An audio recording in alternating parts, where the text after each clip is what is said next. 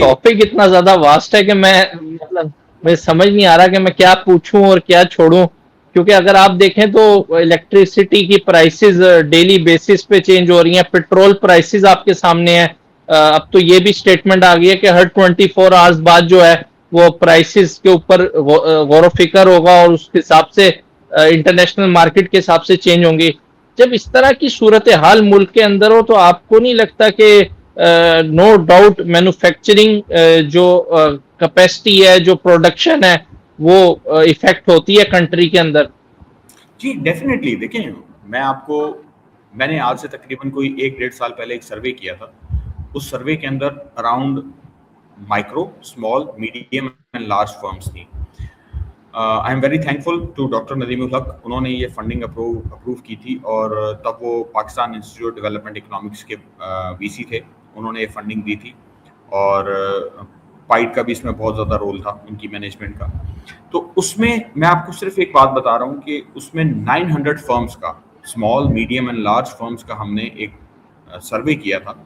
उसके अंदर 68 फर्म्स की जो अपनी इन्वेस्टमेंट है, 68 फर्म्स ने ये कहा था कि हमारी अपनी इन्वेस्टमेंट है दिस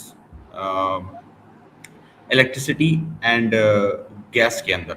अपनी इन्वेस्टमेंट लाइक से फॉर इंस्टेंस इस तरीके से कि हमारा अपना बैकअप सिस्टम है।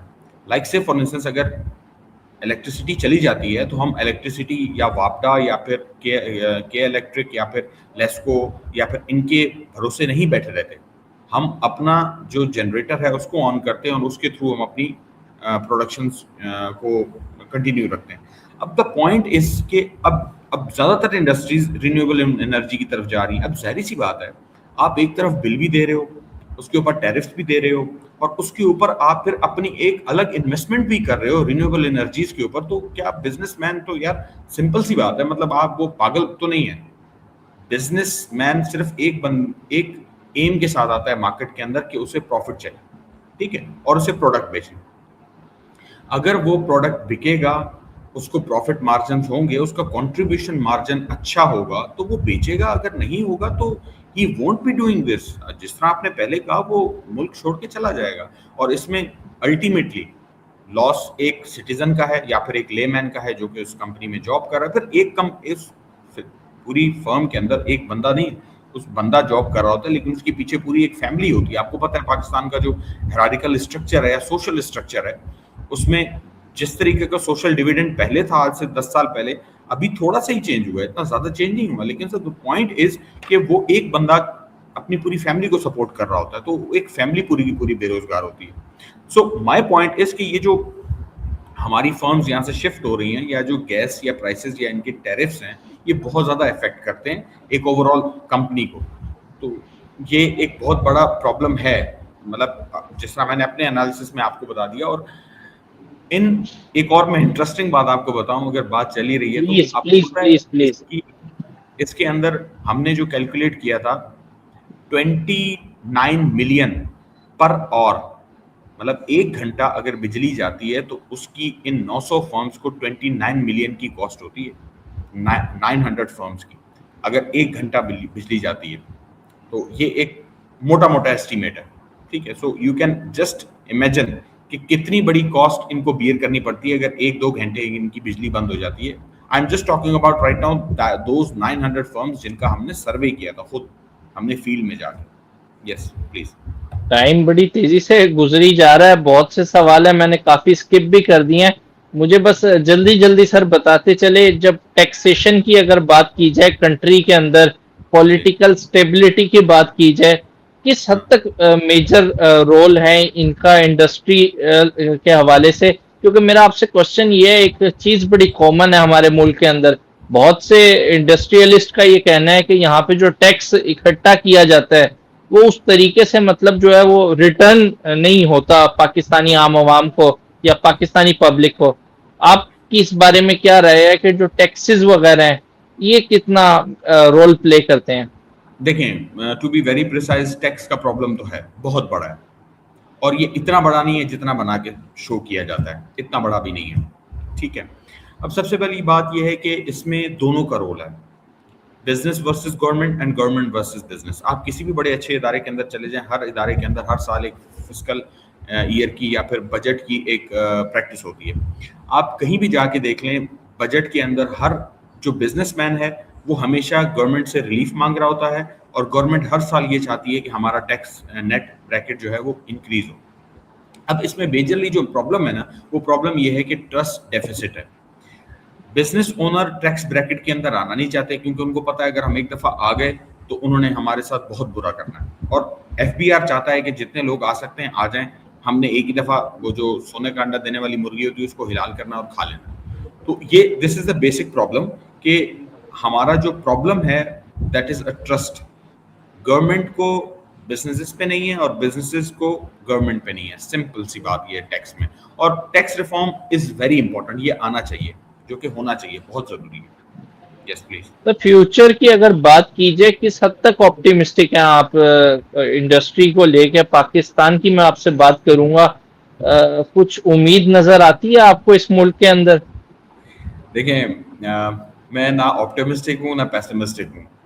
मेरा जो प्रोफेशनल ओपिनियन है वो यही है कि आई एम स्केप्टिकल। अब स्केप्टिकल दो सूरतों में है, एक इन गुड टर्म्स और एक बैड टर्म्स। देखें, गुड टर्म्स में ये है कि I I can say that could be an optimistic view कि कर सकती है गवर्नमेंट, चाहे तो बहुत कुछ कर सकती है, और बिजनेसेस भी चाहें तो वो भी अपना एक कैपेसिटी लेवल इंक्रीज कर सकते हैं। दोनों अपनी तरफ से पूरी कोशिश करें तो कर सकते हैं, लेकिन अगर वो नहीं चाहें तो वो नहीं कर सकते। और बैड में ये है कि ऑप्टिमिस्टिक में ये है कि हमारी जितनी भी पॉलिसीज है ना, अब ऑटोमेटिव पॉलिसी आई है, आएगी, तो उसमें आप ये देख लें कि जितनी भी इंडस्ट्रियल पॉलिसी है, हमारी इंडस्ट्रियल पॉलिसी को कम से कम मेरी रिसर्च है, मेरे एनालिसिस के मुताबिक at least for 10 to 15 years change नहीं होना चाहिए। ना तो उसके टैरिफ्स में, ना तो उसके टैक्सेस में, ना तो किसी और चीज़ में। एटलीस्ट उनको 10 to 15 ईयर्स का टाइम देना चाहिए इंडस्ट्रियलिस्ट को कि आपकी टैक्स पॉलिसी, आपकी इंडस्ट्री पॉलिसी, आपकी ये सब चीज़ें इतने साल की हैं, अगर चेंज होगी तो इतने साल बाद होगी। यहाँ तो हर 3 साल बाद गवर्नमेंट चेंज होती है, तो जाहिर सी बात है पॉलिसीज चेंज हो जाती हैं। जब पॉलिसीज चेंज होती हैं तो जो बेसिकली द पॉइंट इज कि आपकी जितनी भी पॉलिसीज है ना, that are based on output based policies rather than outcome based policies. So we need outcome based policies rather than output based policies. Last but not the least, मैं आपसे last question ये करूंगा, कोई comparison वगैरह नहीं है, लेकिन एक आपकी ओपिनियन लूंगा कि अगर आज भी अगर थोड़ा सा रिजीम को चेंज किया जाए, पॉजिटिव वे में जाके अगर चीज़ों को राइट वे एक सही डायरेक्शन के ऊपर काम स्टार्ट किया जाए, तो कितना टाइम मजीद दरकार है पाकिस्तान को दोबारा अपनी वो गुज़िश्ता जो पाकिस्तान की एक पहचान थी उसको दोबारा हासिल करने में? To best of my knowledge, अगर हर कोई अपने काम के मुताबिक करे, लाइक बिजनेस एंटिटीज भी एंड गवर्नमेंट ऑफिसेज भी, तो it would take around 20 to 30 years, like 2 to 3 decades. It will take. It's not मतलब like इतना हम पीछे जा चुके हैं? ऑब्वियसली, मतलब इससे भी पीछे होंगे। ये तो मैंने बहुत ऑप्टिमिस्टिक व्यू दिया आपको। अगर हमारी इंडस्ट्रियल पॉलिसीज या फिर ये रिफॉर्म्स वगैरह नहीं होते तो हम और भी पीछे चले जाएंगे। So it is a very optimistic view. At least हमें 20 to 30 years तो कम से कम लगेंगे। सर वंस अगेन बहुत बहुत शुक्रिया, आपने अपने कीमती टाइम में से हमारे व्यूअर्स के लिए, हमारे चैनल के लिए टाइम निकाला है। मैं आपका बहुत ममनून हूँ। You are welcome, you are welcome. देखने वाले व्यूअर्स को कहूंगा कमेंट सेक्शन के अंदर जरूर बताइएगा आज का प्रोग्राम आपको कैसा लगा है।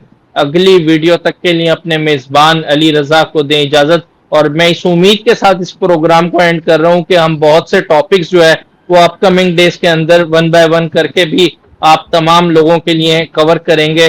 अगली वीडियो तक के लिए अपने मेजबान अली रजा को दे इजाजत। Once again sir, thank you so much.